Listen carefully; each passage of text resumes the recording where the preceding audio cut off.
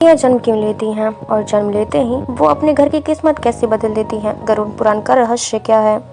क्या आपने कभी सोचा है कि बेटी किस घर में जन्म लेती है और कैसे और क्यों? यह संयोग नहीं है, यह एक भगवान का चयन है। गरुड़ पुराण के कर्म सिद्धांत के अनुसार हर जन्म एक उद्देश्य लेकर आता है और बेटियों का जन्म तो सबसे पवित्र चयन माना जाता है।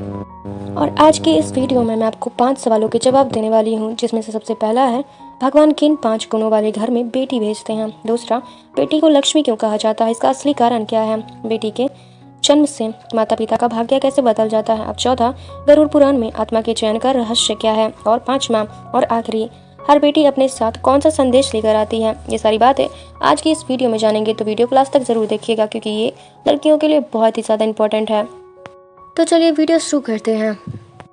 आज मैं जो आपको बातें बताने जा रही हूँ, यह किसी धर्म ग्रंथ की सामान्य बात नहीं है। यह वह सत्य है जो हजारों साल से छिपा था गरुड़ पुराण के उन पन्नों में, जिसे बहुत कम लोगों ने समझा। और यह क्या आप जानते हैं कि जब किसी घर में बेटी जन्म लेती है तो वह घटना नहीं होती, वह चयन होता है, भगवान का चयन। लेकिन सवाल यह है, भगवान कैसे चुनते हैं, किस पिता को, किस माँ को, किस आंगन को। और सबसे बड़ा सवाल, क्या आपका घर उस चयन के योग्य है। और आज हम गरुड़ पुराण के उन रहस्यों को खोलेंगे जो बताते हैं कि बेटियां किस घर में जन्म लेती हैं और क्यों लेती हैं, और उनके जन्म का आपके भाग्य से क्या संबंध है। क्योंकि जो सबसे अंत में आएगा, वह शायद आपकी जिंदगी का नजरिया बदल दे। तो मित्रों, दुनिया में हर लाखों बच्चों जन्म लेते हैं, ये हर समय होता है। लेकिन क्या आपने कभी सोचा है कि बच्चा इसी घर में क्यों जन्म लिया, इसी घर में, इसी कोख में, और इसी पिता का बच्चा क्यों बना। आधुनिक विज्ञान कहता है यह जैविक प्रक्रिया है, लेकिन गरुड़ पुराण कहता है जन्म केवल शरीर का नहीं होता, जन्म आत्मा का होता है। और आत्मा वहाँ नहीं जाती जहाँ पर जगह हो, वहाँ जाती है जहाँ उसका उद्देश्य हो, जहाँ उसका संबंध हो। गरुड़ पुराण में यमराज और गरुड़ के बीच का एक संवाद है। उसमें बताया गया है कि मृत्यु के बाद आत्मा की यात्रा कैसे होती है और उसके कर्मों का हिसाब कैसे होता है, और फिर वह तय होता है अगला जन्म कहाँ होगा। यह कोई लॉटरी नहीं है, यह कर्म का गणित है, जो जब तक किसी घर में बेटी नहीं जन्म लेती, वह भी इसी गणित का परिणाम है। और वह आत्मा जो बेटी बनकर आई, उसमें खुद उस घर को चुना, या फिर यूँ कहा जाए कि घर के कर्मों में उस आत्मा को आकर्षित किया, जिसे चुंबक लोह खींचता है। वैसे ही पवित्र घर की ऊर्जा पवित्र आत्मा को खींचती है। और यही कारण है कि कुछ घरों में बेटे आते हैं, यानी कि बेटियां आती हैं, तो माहौल बदल जाता है, रुका हुआ भाग्य चल पड़ता है, पिता का कठोर दिल पिघल जाता है। और यह संयोग नहीं है, यह ऊर्जा का परिवर्तन है। और सदियों से सुनते आए हैं कि बेटी लक्ष्मी होती है, लेकिन क्या हमने कभी सोचा है, या फिर आपने, यह बात कहाँ से आई। गरुड़ पुराण और देवी भगवान दोनों में एक बात स्पष्ट है, लेकिन केवल धन की देवी नहीं, लक्ष्मी संतुलन की देवी हैं, स्मृति की देवी हैं, चेतना की देवी हैं। और लक्ष्मी वहाँ जाती हैं जहाँ पहली बात सम्मान हो, लेकिन लक्ष्मी उस घर में नहीं जाती और न ही टिकती हैं जहाँ पर लड़कियों का अपमान किया जाता हो, जहाँ क्रोध हो, जहाँ स्वार्थ हो। दूसरी बात शुद्धता हो, मन के विचार की, आचरण की। तीसरी बात कृतज्ञता हो, जो मिला है उसके लिए धन्यवाद का भाव। तो जब बेटी को लक्ष्मी कहा जाता है, तो इसका अर्थ है कि उस घर में आती है जहाँ यह तीनों गुण की संभावना हो, या जहाँ इन गुणों की संभावना हो, या फिर यही एक बड़ा सत्य छिपा है। बेटी केवल लक्ष्मी नहीं होती, वह लक्ष्मी को लेकर भी आती है। उसके आने से घर में जो ऊर्जा आती है, जो हंसी आती है, जो स्नेह आता है, वह सब मिलकर घर को समृद्ध बनाते हैं। लेकिन अगर उस लक्ष्मी का अपमान हो, अगर उसे बोझ समझा जाए, तो लक्ष्मी वापस चली जाती है और उसके साथ स्मृति भी। यह शास्त्र की चेतावनी है। और अब सबसे महत्वपूर्ण बात, भाग गरुड़ पुराण के कर्म सिद्धांत के अनुसार भगवान उस घर को बेटी के जन्म के लिए चुनते हैं जिसमें यह 5 विशेष गुण होते हैं। ध्यान से सुनिएगा और खुद से पूछिएगा कि क्या आप यह गुण के लायक हैं, या फिर आप में क्या गुण है। जिस घर में माँ को केवल जिम्मेदारी नहीं, आदर किया जाता है, जहाँ बहन की आवाज़ दबाई नहीं जाती, जहाँ पत्नी को साथी समझा जाता है, सेविका नहीं, ऐसे घर की ऊर्जा कोमल और संतुलन होती है और कोमल आत्माएं वहीं आकर्षित होती हैं। गरुड़ पुराण में एक बात बहुत स्पष्ट है, यत्र नारस्तु पूज्यते रमन्ते तत्र देवता। जहाँ नारी की पूजा होती है वहाँ देवता निवास करते हैं। यह केवल मनुस्मृति की बात नहीं, यह ऊर्जा का नियम है। जहाँ स्त्री का अपमान होता है वहाँ पुण्य शिक्षण होने लगता है, यानी कि श्रृण होने लगता है, और जहाँ स्त्री का आदर होता है वहाँ देवत्व का वास होता है। और इसीलिए बेटी का आगमन उस सम्मान की पुष्टि भी होती है। और अपने किसी परिवार को देखा होगा जो दूसरे की मदद करता है, भूखे को भोजन देता है, पशु पक्षियों तक का ध्यान रखता है। ऐसे घरों में केवल मनुष्य नहीं, संस्कार बसते हैं और बेटी संवेदनशीलता की प्रतीक मानी जाती है।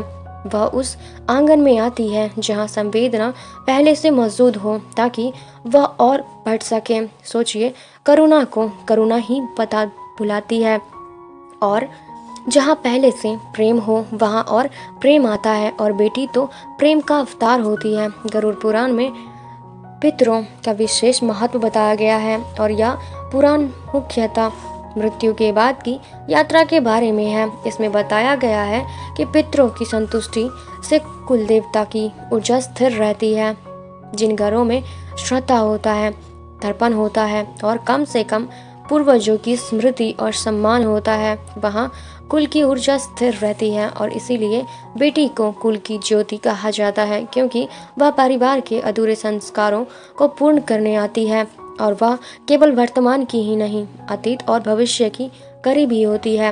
और यह बात कह रही है कि उसके पूर्वजों ने जो कर्म किए उनका फल आपके घर में आने वाला आत्मा के रूप में मिल सकता है। और अगर वे कर्म पवित्र थे तो वह आत्मा भी विशेष होगी।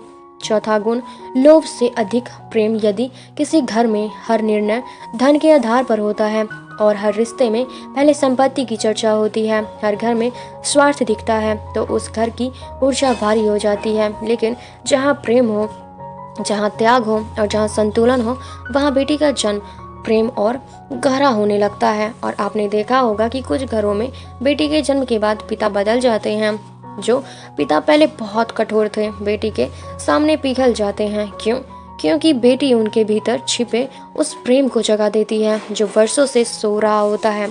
पांचवा गुण, बेटी को बोझ नहीं भाग्य समझना। यह सबसे महत्वपूर्ण गुण है। गरुड़ पुराण और आत्मा के जन्म के रहस्यों में यह बताया गया है कि आत्मा गर्भ में आने से पहले ही माता पिता के विचारों को महसूस करती है, और यदि उनके मन में डर हो, निराशा हो या फिर अस्वीकार की संभावना हो या भावना हो, तो वह आत्मा ठहरती नहीं। लेकिन जहाँ स्वागत की भावना हो, जहाँ खुशी हो, जहाँ जो भी आए हम उससे प्यार देंगे का भाव हो, वहाँ वह आत्मा आती है और रुकती है। तो सोचिए, अगर आपके मन में बेटी के प्रति कोई भेदभाव या फिर कोई निराशा है तो उस आत्मा को दूर कर रहे हैं जो शायद आपका भाग्य बदलने आ रही थी। और अब एक बड़ा सवाल जो आपके मन में ज़रूर उठा होगा, अगर बेटी केवल उन्हीं घरों में जाती है जहाँ पर गुण हो, तो फिर ऐसे घरों में भी बेटियाँ क्यों जान लेती हैं जहाँ उनके साथ अच्छा व्यवहार नहीं होता? यह पक्ष बहुत महत्वपूर्ण है और उनका उत्तर गरुड़ पुराण में मिलता है। कभी कभी बेटी उस घर में जन्म लेती है जहाँ परिवर्तन बनकर आती हैं। गरुड़ पुराण के कर्म सिद्धांत के अनुसार कुछ आत्माएं सुधार के लिए जन्म लेती हैं, और वे इसीलिए नहीं आती कि घर पहले से अच्छा हो, वह इसलिए भी आती हैं कि घर को अच्छा बनाया जा सके।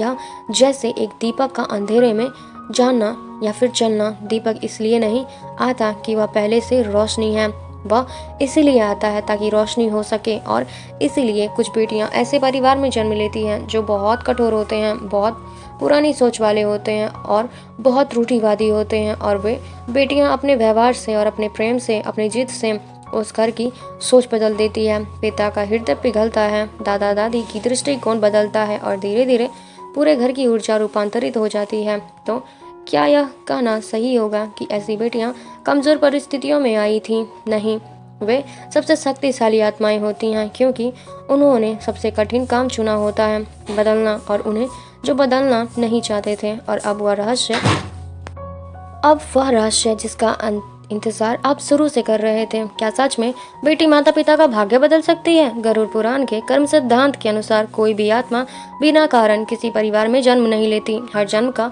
ऋण होता है और एक संबंध होता है, एक अधूरी यात्रा का परिणाम होता है। बेटी का जन्म कई बार उसका ऋण को चुकाने का माध्यम बनता है, जिसे हम समझ भी नहीं पाते हैं, और कभी कभी वह पिता के किसी अधूरे पुण्य का फल होता है, और उस पिता ने शायद किसी पिछले जन्म में किसी की मदद की थी, किसी कन्या का संरक्षण किया था, और उसी का फल इस जन्म में उसकी अपनी बेटी के रूप में लौटा दिया है।